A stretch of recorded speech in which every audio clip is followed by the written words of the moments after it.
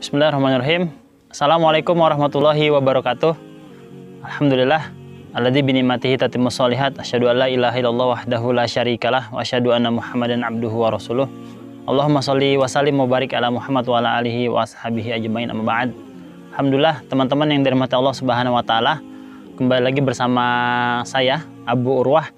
Baik, pada kesempatan kali ini saya akan menyampaikan kisah tentang orang mulia yang pernah hidup di bumi ini, yaitu tentang kisahnya Nabi Muhammad SAW. Maka saksikan terus channel ini, jangan berpindah ke channel yang lain. Baik, alhamdulillah kisah ini dimulai ketika terjadinya renovasi Ka'bah. Teman-teman tahu Ka'bah? Ka'bah adalah kiblatnya umat Islam. Kita kalau sholat menghadap ke arah kiblat, maka itulah Ka'bah, kita menuju ke sana. Nah, suatu hari Ka'bah ini direnovasi, dan ketika Ka'bah ini sedang dilaksanakan renovasinya, dan alhamdulillah dalam beberapa waktu Ka'bah ini sudah selesai diperbaiki, maka tinggallah satu bagian yang akan dipindahkan dan akan dipasang di bagian Ka'bah. Apa bagian itu? Kalau teman-teman pernah mendengar, ada sebuah batu yang warna hitam. Kalau teman-teman pernah melihat Ka'bah itu, namanya adalah Hajar Aswad. Hajar Aswad. Nah, orang-orang Quraisy di Mekah ketika itu mereka mengalami satu permasalahan dalam merenovasi Ka'bah. Nah, masalah itu hadir di akhir ketika mereka sudah selesai mempercantik, memperbaiki Ka'bah ini, ketika mereka hendak memindahkan Hajar Aswad ini ke Ka'bah itu, gitu. Jadi mereka terjadi perbedaan pendapat, terjadi permasalahan. Yang jadi permasalahan adalah siapakah yang layak untuk memindahkan Hajar Aswad ini untuk kemudian ditaruh di Ka'bah itu, gitu. Nah, maka kemudian orang-orang Quraisy dengan masing-masing sukunya, ada Bani Adi, ada Bani Makhzum, dan suku-suku yang lain, ternyata mereka merasa mereka lah yang sama-sama pantas, yang paling pantas untuk meletakkan Hajar Aswad itu. Suku yang satu merasa mereka lebih pantas, yang satu lagi merasa lebih pantas. Maka terjadi satu pertikaian di antara suku-suku yang ada di Mekah itu, bahkan hampir-hampir mereka saling bunuh dan menumpahkan darah. Jadi teman-teman bayangkan, orang-orang jahiliyah itu hanya karena persoalan sederhana saja mereka bisa bermusuhan, berselisih, sampai mereka rela untuk saling membunuh, begitu. Mereka sudah berselisih cukup lama untuk menentukan siapa yang berhak memindahkan Hajar Aswad ini. Maka kemudian mereka akhirnya mulai bisa bermusyawarah untuk menentukan kira-kira siapa ya yang layak, dan mereka ridho untuk menaruh Hajar Aswad ini di dinding Ka'bah. Maka terjadilah satu diskusi, dan mereka kemudian menyampaikan bagaimana kalau yang berhak untuk meletakkan Hajar Aswad ini adalah orang yang pertama nanti masuk ke dalam masjid ini. Bagaimana? Ternyata mereka menyetujui usulan ini. Jadi nanti orang yang berhak memindahkan Hajar Aswad ini adalah orang yang pertama kali masuk ke masjid. Begitu. Nah, ketika mereka sedang menunggu siapakah yang akan masuk ke dalam masjid itu, maka ternyata yang datang adalah seorang manusia yang sangat soleh sekali, seorang Al-Amin, orang yang sangat mulia. Dia adalah Muhammad bin Abdullah, yang kemudian nanti menjadi Nabi SAW, gitu.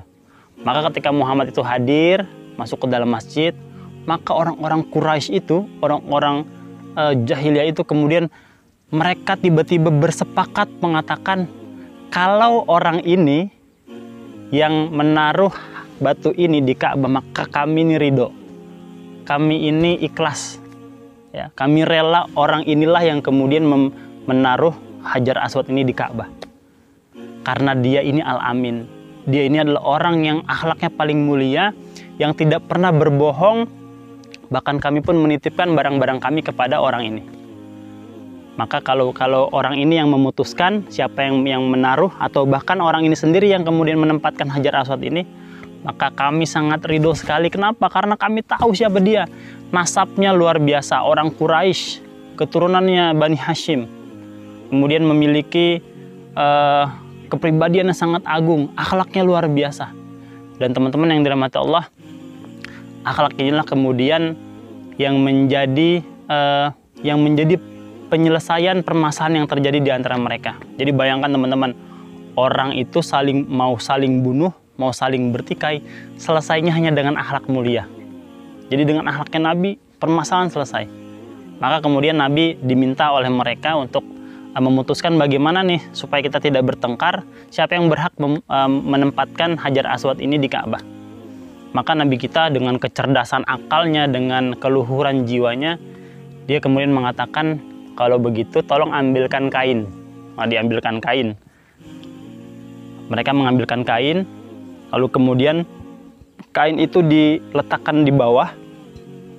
Lalu kemudian Nabi kita itu yang mengangkat Hajar Aswad itu ditaruh di tengah-tengah kain.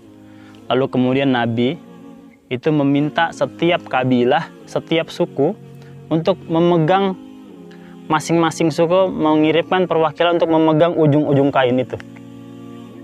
Ini orang tadinya akan saling bunuh, akan saling bertengkar. Tapi Nabi kemudian mengatakan, kalian masing-masing memegang ujung kain itu, lalu kita bareng-bareng kita pindahkan Hajar Aswad ini ke dekat Ka'bah. Masya Allah, jadi mereka semua memegang ujung kain lalu kemudian dipindahkan. Nah, ketika Hajar Aswad ini sudah dekat di Ka'bah, maka kemudian Nabi lah yang kemudian mengambil, kemudian Nabi yang menempelkan. Masya Allah teman-teman, dirahmati Allah, kita melihat ada nilai besar dari yang namanya akhlak baik. Ya. Jadi keluhuran kepribadian seorang, akhlak yang luar biasa. Bahkan Nabi adalah orang yang sangat dipercaya oleh masyarakat Quraisy. Bayangkan para petinggi-petinggi Quraisy itu bersedia dan rela untuk menyerahkan urusan besar ini kepada seorang Muhammad yang waktu itu masih berusia sekitar 30 tahun untuk meminta beliau menyelesaikan permasalahan yang terjadi di antara mereka. Ini menandakan bahwa akhlak ini jadi satu nilai yang sangat tinggi sekali buat kita semua, karena akhlak inilah yang nanti bisa menyelesaikan berbagai persoalan kita dalam kehidupan kita sehari-hari.